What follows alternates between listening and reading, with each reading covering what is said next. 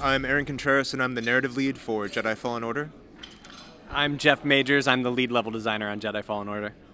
So when you were first thinking about creating this game, why did you choose this story to tell, and why did you feel like it was important for the fans to get this type of game? Well, I think the world is hungry for a lightsaber game, and our team, our small team, our fledgling team was kind of built to make a melee game. So once we got the opportunity to work on a Star Wars game, we immediately jumped on, let's make a lightsaber game.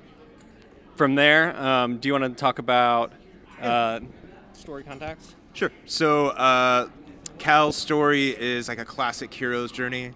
He's a Jedi in dark times, he's a Padawan who survived Order 66, who over the course of the game becomes a Jedi in these really dark times. So it's an opportunity to kind of go back to that really like iconic mythic monomyth of light against darkness, good against evil, and sort of have that play out with lightsabers, which is Star Wars. So that was kind of the major motivation.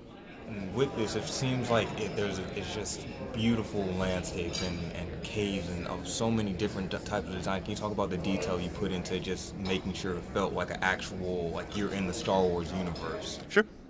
Yeah. So exploration is something we really wanted to focus on for this game. There's a whole galaxy worth of Star Wars, right? So we wanted the players to be able to kind of travel to these different planets and kind of explore at their own pace, discover kind of mysteries and hidden secrets of these worlds. And we also wanted to do a combination of established Star Wars planets like Kashyyyk and new planets that we're bringing to the IP like Zepho. So we wanted to kind of focus on those two different areas and discover and explore the worlds. With the time period, was that something you guys chose, or is that something you guys talked with Disney, Star Wars, and Lucasfilm Group? Lucasfilm's been there every step of the way as far as like figuring out Cal's story, his arc, to other characters, locations, basically every single thing that we put inside the game, they've sort of like had eyes on. I think the core of Cal being a Padawan who becomes a Jedi came from Stig, our game director, and sort of like the Star Wars story that he wanted to tell. And I think kind of we arrived at these dark times, this area in between, or this time period in between Revenge of the Sith and A New Hope, when the Empire is just totally dominant over the galaxy together. I think there was kind of a real collaboration there. Most ideas in the game have sort of been influenced by both parties. And with this, so I feel ashamed to say it, I'm not as big of a Star Wars fan as him, but I'm definitely a fan. But could you tell us, if you're not that big of a Star Wars fan, I still had fun playing this, and I felt like just an action adventure game, Star Wars on top of it. Can you talk about just if you're not so familiar with the franchise, you can still get into this without having too many issues or anything? Yeah, absolutely. I mean, we made the game that we wanted to play, first and foremost, and Star Wars is for everyone, and I think there's something inside Fallen Order, whether you're a hardcore Star Wars fan who's not much of a gamer, we have a difficulty setting called Story Mode, where you can just kind of go in and experience Cal's journey, with less intensity in the gameplay, or if you're a gamer and you really want that, tight melee gameplay, third-person action adventure, great reach reversal, very agile exploration of the environment, and you're not a Star Wars fan, we've got something for you as well. So with the traversal and with the action scenes, can you talk about the fighting scenes, especially when you parry and do the slow-mo, so badass. Can you talk about in creating that? Absolutely. Well, it all started with the lightsaber, right? And the lightsaber is just an iconic, dangerous, powerful weapon. So we wanted to really make it feel like a lightsaber. And to us, that meant stormtroopers should die in one hit. So it's super deadly. But the problem with that is that it's not that fun to just mow through absolutely everyone. It'll be fun for a little bit, but it'll wear off. So then we bring things in like the guard meter. So enemies with weapons can block your attacks for a certain amount of time, but you can find windows of opportunity where you can shortcut their guard. And also, we built a bunch of different creatures that are a little more lightsaber resistant, but perhaps they've got weaknesses to Cal's force abilities, like slow, for example, or force push.